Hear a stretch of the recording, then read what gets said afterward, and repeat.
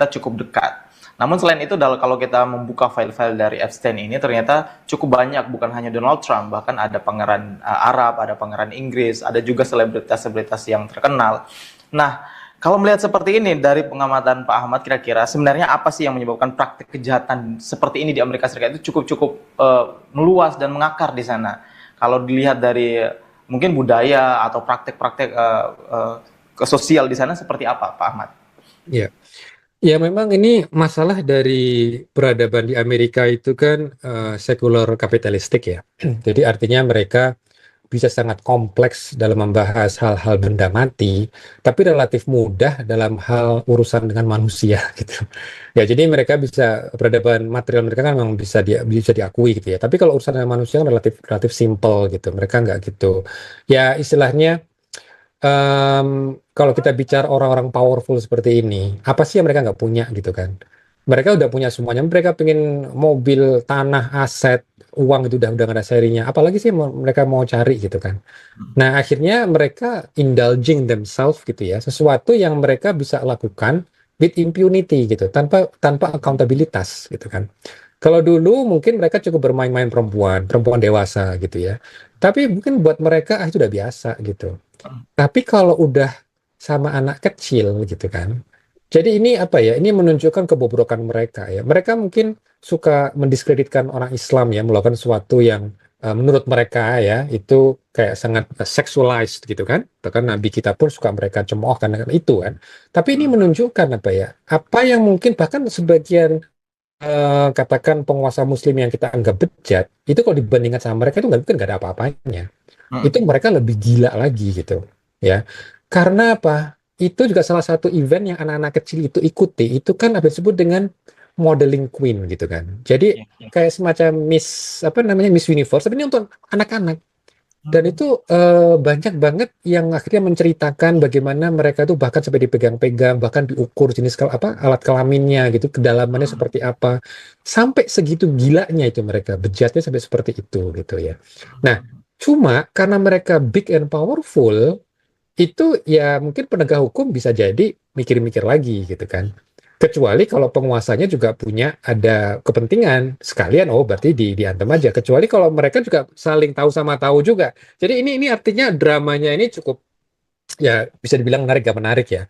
Ya, ya. Tapi memang dari sisi kultur mereka itu di bawah bawah sadar mereka apa sih yang mereka inginkan? Nggak ada akhirat juga, mereka juga nggak gitu percaya akhirat gitu kan. Nah, tapi ya itu secara apa namanya, secara kultur ya seperti itulah kira-kira. Terima kasih Pak Ahmad. Alhamdulillah kita malam hari ini mendapatkan banyak fakta terkait dengan kehidupan sosial di Amerika Serikat.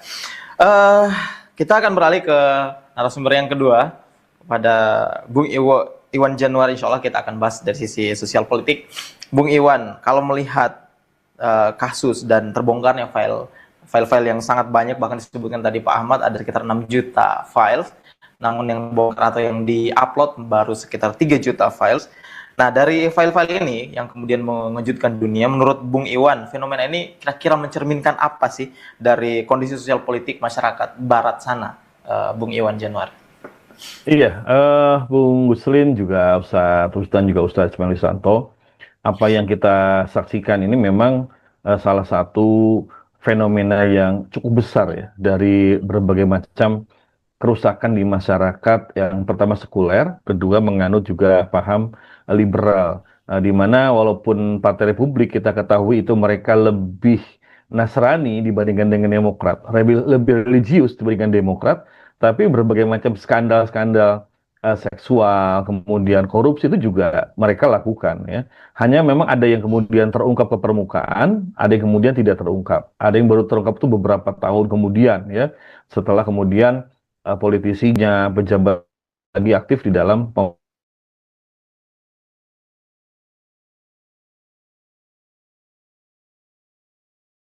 kehidupan masyarakat, termasuk di kalangan elit politisi dan pengusahanya juga pejabatnya. Agama tuh persis seperti yang disampaikan tadi oleh Ustadz Rusdan ya, ketika masa kampanye itu dijadikan sebagai komoditi untuk menarik publik. Kemudian untuk mereka pribadi itu agama itu juga ya untuk healing secara spiritual saja ketika ada kejenuhan di dalam kehidupan sehari-hari, rutinitas mereka kemudian ada perayaan seperti Paskah, Natal, itu sifatnya memang healing spiritual dan juga untuk hiburan juga buat mereka ya.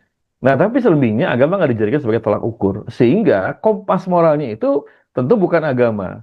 Apa kompas moralnya? Kalau kita lihat dalam sejarah terjadinya revolusi Prancis yang melahirkan sekulerisme, maka yang jadi kompas moralnya itu apa? Ya adalah keinginan mereka.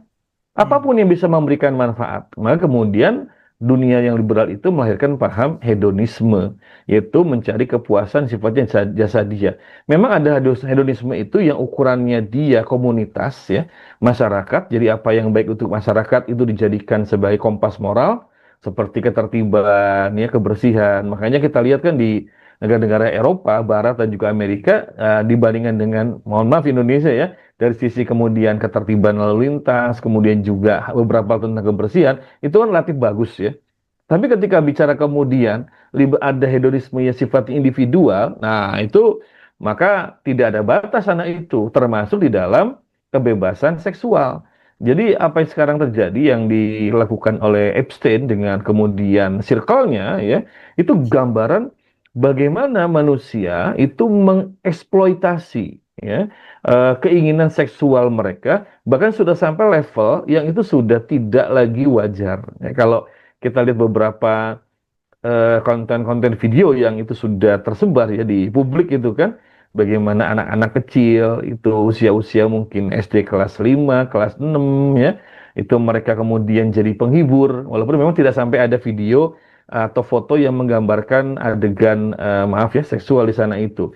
Tapi kan kuat dugaan, karena banyak kemudian saksi yang speak up, yang mereka Oke. bicara, termasuk yang awalnya itu kan dia bicara dia mengalami pelecehan seksual. Juga ada beberapa model yang sudah dewasa, mereka cerita ketika mereka dalam usia sekian di tempatnya Epstein, ada yang di pulaunya, ada yang di Meksiko, itu kan mereka mengalami tindakan pemerkosaan sampai beberapa kali seperti itu. Jadi memang kalau sudah masuk ke tataran hedonisme sifatnya itu pribadi, ya, maka yang dicari kepuasan seksual yang tadi dikatakan oleh Ustadz Rusdan ini sudah indulging, jadi ingin Iya. melampiaskan kenikmatan bahkan dengan cara-cara yang tidak wajar. Kenapa sampai begitu? Karena kan begini, kalau kita bicara yang namanya dorongan nafsu apapun ya, termasuk nafsu seksual itu, kalau yang normal itu kan laki dengan perempuan. Tapi kalau kemudian sudah itu dipenuhi dengan cara yang tidak normal, itu karena memang dopaminnya di otak itu ingin mencari sesuatu yang beda. Nah, apa yang terjadi dalam kasus Epstein ini kan itu menyangkut satu human trafficking, penculikan. Jadi ada kepuasan kalau bisa culik orang. Ada orang-orang tuh senang dia melakukan nauzubillah ya pemerkosaan itu karena dia merasa puas. Nggak mau dengan perempuan yang biasa yang